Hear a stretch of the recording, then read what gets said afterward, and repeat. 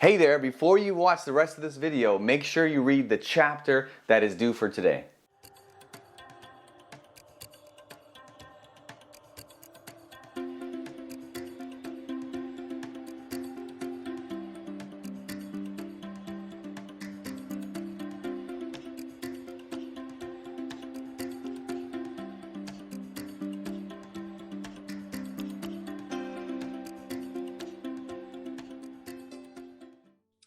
So my name is Jan, and I am so excited to continue on this journey with you guys.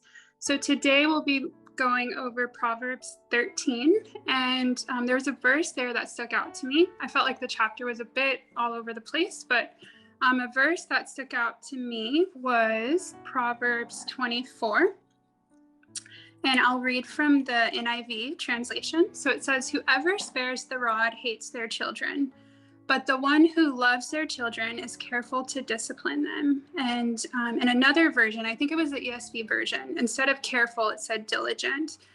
And a couple of things spoke out to me. I've seen this verse so many times, but just the word hate, like if you're sparing the rod, you actually hate your children.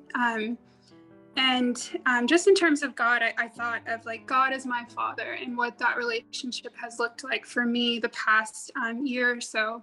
And what it really revealed to me about God was that he is love. And I know that term is so often sort of thrown out there, but it was the love that stood out to me was agape love in particular. And just the idea of that when we love God, we then, can love ourselves and love our neighbors as ourselves, sort of that command and how you get to that.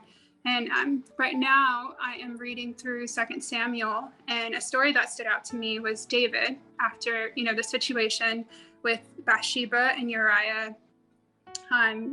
Certain things happened with his family, and one in particular was Absalom. And just sort of thinking of how he, as a father, conducted himself with his children. And something that I wondered about was, maybe was there, I'm sure he felt guilt. And with that guilt, was there love for himself that in turn enabled him, to love God and love others, to the ability that God wanted him to. And just thinking in my own life, how maybe me not loving myself because I don't love God has created certain circumstances for me. And I think something that stood out with me, as God has taught me, in particular temperance, was that just how gentle God is. I think we focus on, sparing the rod, but I think another part is that you're careful to discipline them. And I think God has been nothing but gentle with me in terms of me falling down and him always there to pick me back up. And so I think that just goes back to loving God, and in turn, him giving us the ability to love ourselves and love others. And just with that, it doesn't happen overnight. So being patient and waiting on the Lord and really what that looks like. And I think with that patience and with that waiting, you build a trust in him that just flourishes. And that brought me to sort of my closing verse for this, which is Hebrews, in Hebrews 12. And it says, "Now no chastening seems to be joyful for the present, but painful. Nevertheless, afterward it yields the peaceable fruit of righteousness to those who have been trained by it." And I think I see that in my own life as I've overcome certain things, and I just have the hope and just how God will continue to build out my character. Thank you.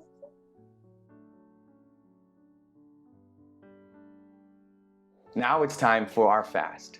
You have 3 options for our fast this morning.